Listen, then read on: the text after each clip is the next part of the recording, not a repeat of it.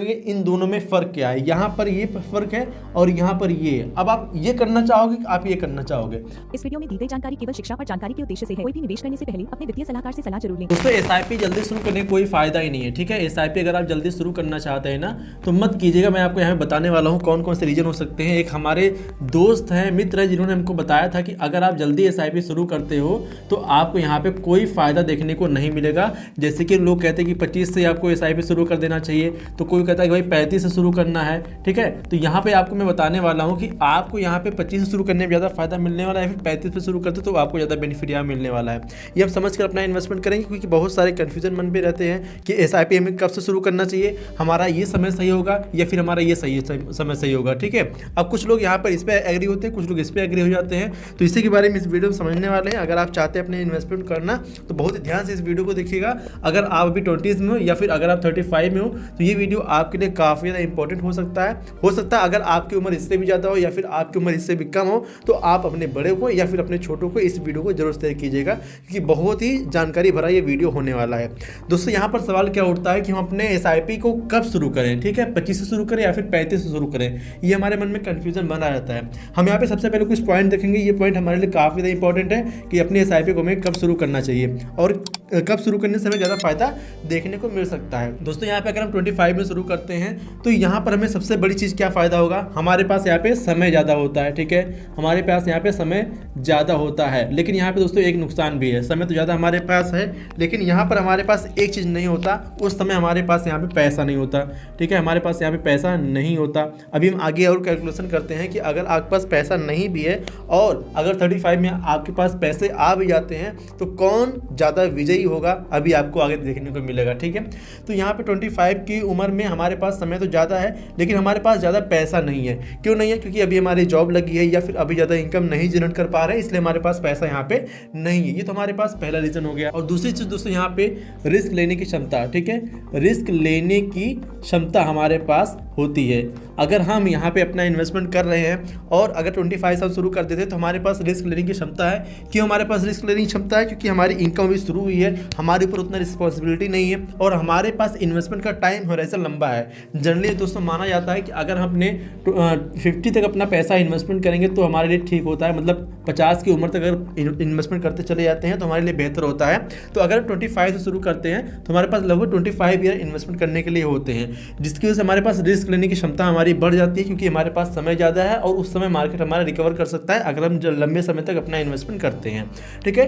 तो यहाँ पर ये हमारे लिए एक बेनिफिट ज़्यादा हो जाता है। और दोस्तों यहाँ पे तीसरी चीज़ दोस्तों क्या है? जिम्मेदारी कम, ठीक है। जिम्मेदारी कम, ठीक है। जिम्मेदारी कम क्या है? हमें हमारे भाई बहन को पढ़ाना लिखाना नहीं, क्योंकि हमारे पापा पढ़ा लिखा रहे होते हैं। हमें अपने लिए बहुत ज़्यादा काम नहीं करना है, जो कमा रहे अपने लिए कर रहे हैं, जो कमा रहे अपने खर्चे पूरे कर रहे हैं। हमारी उस समय शादी नहीं हुई है, बच्चे नहीं हुए, इसलिए हमारे पास यहाँ पे जिम्मेदारी कम है। हमारे यहाँ पे टेंशन नहीं है। हम जो कमा रहे हैं अपने पैसे को हम सेव कर सकते हैं, इन्वेस्ट कर सकते हैं। वो बात अलग है कि 100 में से कोई 2-4 लोग होते हैं जो कि बहुत ज़्यादा जिम्मेदारी उनके ऊपर पड़ती है, लेकिन लगभग 95% ऐसे लोग होते हैं जो कि उस समय अपने शौक पूरा करना चाहते हैं, ठीक है, अपना इन्वेस्टमेंट नहीं करते हैं। अभी आते हैं उस मुद्दे भी।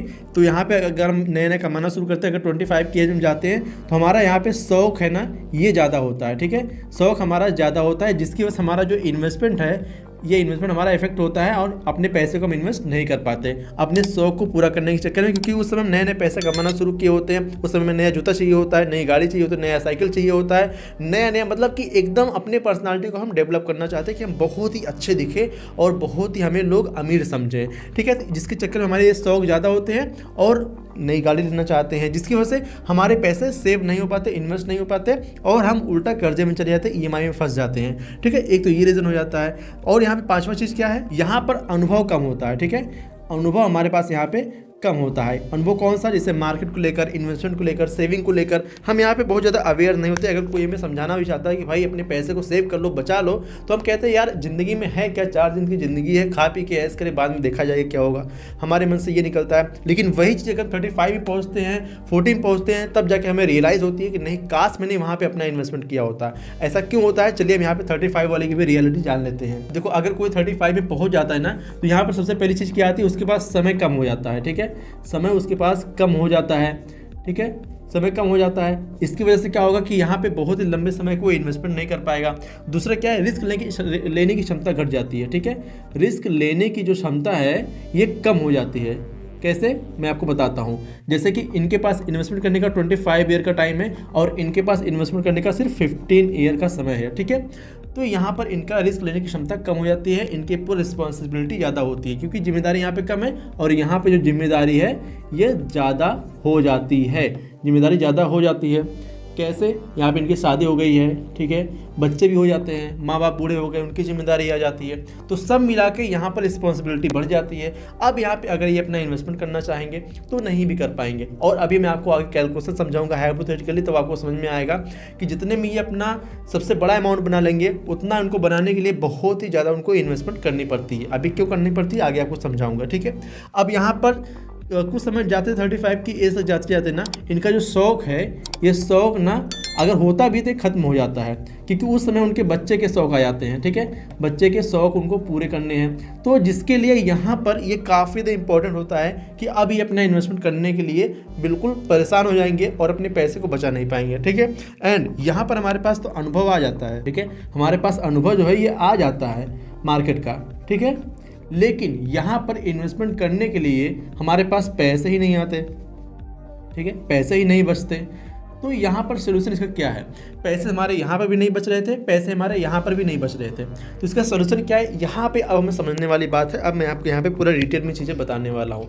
ये रियलिटी जो मैंने आपको बताई ये अपनी लाइफ से रिलेटेड बताई, अपने आसपास पड़ोस को देखते हुए मैंने बताई, और मैं ये भी अनुमान लगाता हूँ कि आपके लाइफ में भी ये चल रहा होगा। अगर आप 25 में हैं या फिर आप 35 में हैं तो बिल्कुल इसी चीज़ें से आप गुजर भी रहे होंगे, जो चीज़ें मैं आपको यहाँ पे बोर्ड पे समझाने का प्रयास किया हूँ। अब इससे निकलने का रास्ता क्या है, इससे निकलने का एक ही रास्ता आपको मैं बताने वाला हूं। अगर आप कैलकुलेशन देखते हैं, आप समझते हैं कि अगर हम ऐसा नहीं करते हैं तो क्या क्या हो सकता है। जैसे क्या नहीं करते हैं, अगर 25 की एज में है, हमारे पास समय ज़्यादा है, इसका हम सही यूज़ करते हैं, पैसा नहीं है, जितना है उससे हम काम चलाते हैं, रिस्क लेने की अगर हमारे पास क्षमता है तो यहाँ पर रिस्क हम लेते हैं, साथ में जिम्मेदारी हमारे पास कम है तो इसका भरपूर फ़ायदा उठाते हैं, उसके विपरीत हम काम करते हैं। शौक हमारे ज़्यादा है तो उस समय शौक को हम कम करें, और इन्वेस्टमेंट अगर हम फोकस करते हैं, साथ में हमारा अनुभव कम है तो इसको हम सीख कर अपने अनुभव को बढ़ाते हैं। अगर ये चीज़ें अपने लाइफ में पॉजिटिव चेंज लेकर आते हैं तो कितना बदलाव होता है अभी हम आगे देखेंगे।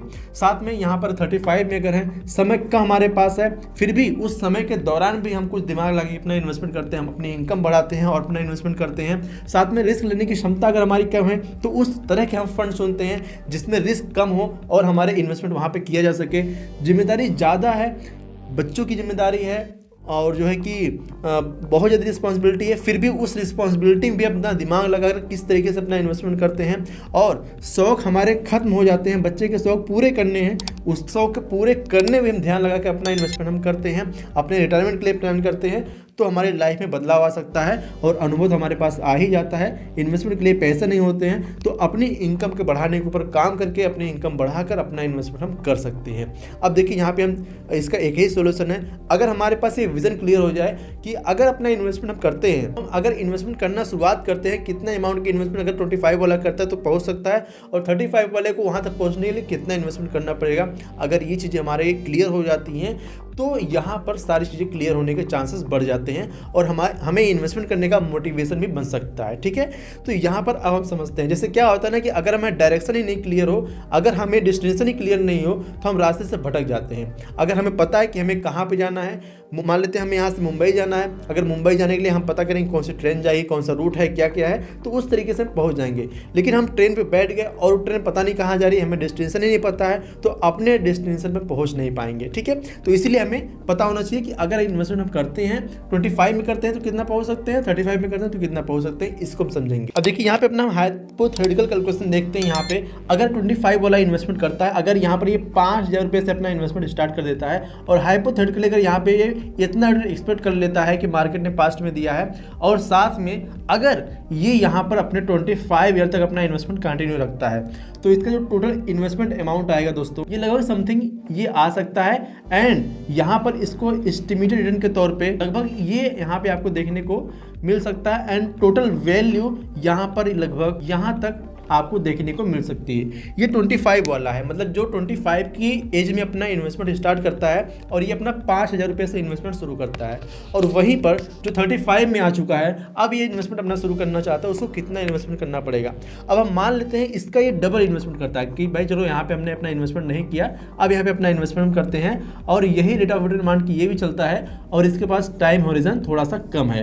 एंड अब यहाँ पे देखते हैं इसका जो टोटल इन्वेस्टमेंट अमाउंट आता है दोस्तों, ये लगभग यहाँ तक आता है। एंड इस पर यहाँ पे एस्टिमेटेड रिटर्न के तौर पे लगभग ये आता है, टोटल वैल्यू लगभग यहाँ पर आपको ये देख सकती है, ठीक है। एंड अब आप देख रहे होंगे इन दोनों में फ़र्क क्या है, यहाँ पर ये फ़र्क है और यहाँ पर ये है। अब आप ये करना चाहोगे कि आप ये करना चाहोगे, हमारे हिसाब से भाई इससे अच्छा तो यही है, हम इसको ना करके अगर हम इसको करें तो हमारे लिए ज़्यादा बेनिफिशियरी ये दे सकता है। इस समझदारी से हमें काम लेना है। अगर हमारी एज ज़्यादा हो चुकी है तो हम अपनी पुरानी एज में तो जा नहीं सकते, हमारी जो एज हो चुकी है उस एज के अकॉर्डिंग अपना इन्वेस्टमेंट हम करना चाहेंगे और हम थोड़ा सा टाइम और रिजल्ट लंबा चुन के इन्वेस्टमेंट करेंगे तो हमारे लिए ज़्यादा बेहतर होगा। तो आई होप आपको क्लियर हो पाया होगा कि आपको अपने इन्वेस्टमेंट को कब शुरू कर देना चाहिए, ठीक है।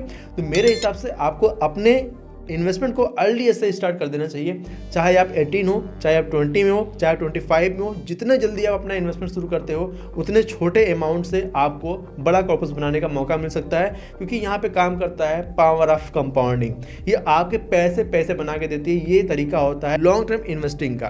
तो इसीलिए आप लंबे समय तक इन्वेस्ट करें तो आपके लिए ज़्यादा फायदेमंद हो सकता है। ऐसा करता हूँ आपको वीडियो पसंद आई होगी, और अगर वीडियो पसंद आई हो तो वीडियो को लाइक करके अपने दोस्त को इस वीडियो को शेयर कीजिएगा, क्योंकि ऐसी इंटरेस्टिंग वीडियो आपको मिलती रहती है।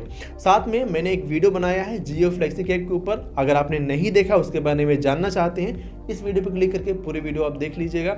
जियो के फ्लेक्सी कैप फंड के बारे में आपको पता चल जाएगा। तो देर किस बात की, इस पर क्लिक कीजिए। मिलते हैं आपको इसी वीडियो में। अच्छा, नहीं करना कोई बात नहीं, इस चैनल को सब्सक्राइब कर लीजिएगा, वीडियो को अपने 5 दोस्तों को शेयर कर दीजिएगा ताकि उनको भी ये नॉलेज मिल पाए। चलिए मिलते हैं अगली वीडियो, तब तक के लिए जय हिंद, जय भारत। इस वीडियो में दी गई जानकारी केवल शिक्षा और जानकारी के उद्देश्य से है। कोई भी निवेश करने से पहले अपने वित्तीय सलाहकार से सलाह जरूर लें।